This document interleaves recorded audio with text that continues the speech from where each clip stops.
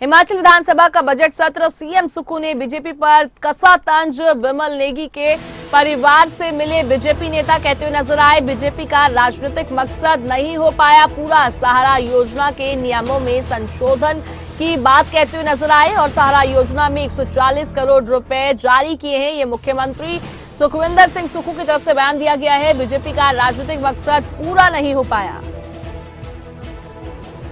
माननीय पूर्व मुख्यमंत्री जी ने एक बात कही कि बिमल नेगी जी के परिवार के सदस्यों सीबीआई इंक्वायरी चाहते हैं। मैं धन्यवाद करना चाहूँगा उनकी पत्नी का कि हमारे जयराम ठाकुर जी, राजीव बिंदल जी वहाँ गए और उन्होंने कहा कि इसकी सीबीआई इंक्वायरी होनी चाहिए। मुझे सूचना है माननीय अध्यक्ष महोदय, उसने कहा कि हमें मुख्यमंत्री जी पर पूर्ण विश्वास है। 15 दिन की इंक्वायरी का समय दिया और 15 दिन की इंक्वायरी के समय के बाद उसके बाद आगे क्या करना है उस दृष्टि से वो सोचेंगे।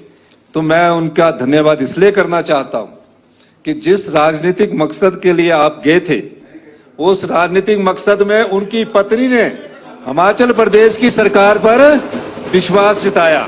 सहारा में कोई बंद नहीं किया जा रहा, लेकिन कुछ की नियमों में संशोधन की इसमें जरूरत है और हम चाहेंगे कि जो नियम संशोधित होकर हम करें, क्योंकि कई डिस्ट्रिक्ट बहुत ज्यादा सहारा योजना के अंतर्गत, जब मैंने पिछले मीटिंग में ली थी डैशबोर्ड में देखा, और कई डिस्ट्रिक्ट में बहुत ही कम सहारा योजना के केसेस है।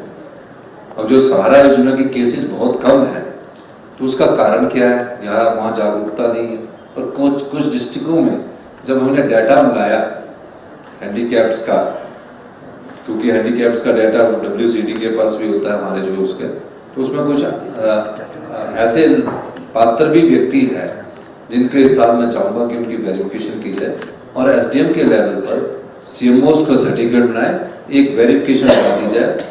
जो भी ऐसे व्यक्ति होंगे उस वेरिफिकेशन के साथ हम सबको, जो भी इनके द्वारा योजना शुरू की गई है उसमें हम ये सहारा योजना को शुरू की। और जो सहारा के पैसों की बात है, अध्यक्ष महोदय, मैं बताना चाहता हूँ कि हमारी सरकार बनने के बाद से हमने 140 करोड़ रुपए इसमें जारी किए हैं।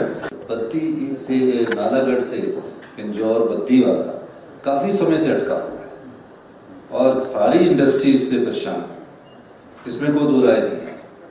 और मैं जब मुख्यमंत्री बना था उसके बाद भी मैंने में तेजी लाई थी।